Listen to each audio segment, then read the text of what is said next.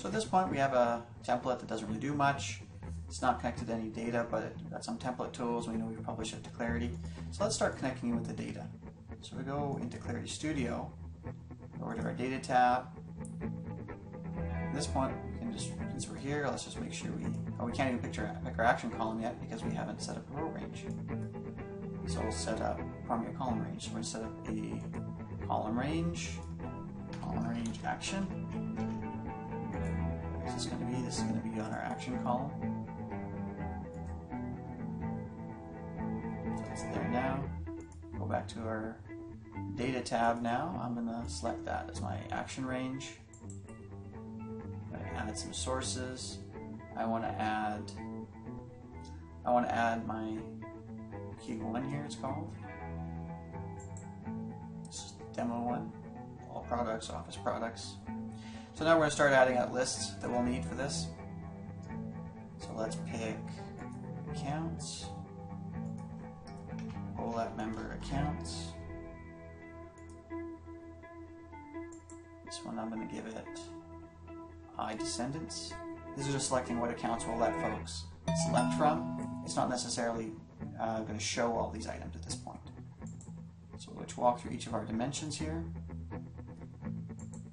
Here we'll say I descendants. Let's call this products. Actually, is it consistent? All products.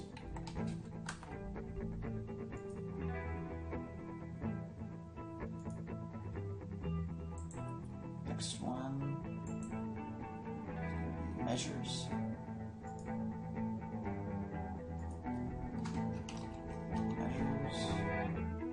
Here we're just using amount, so let's give it amount.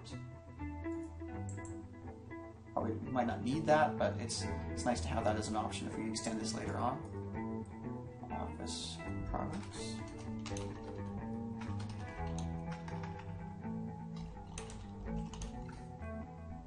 So just for consistency, going to have office member or OLAP member list and the dimension name. So here, all of our departments. So let them choose all the departments.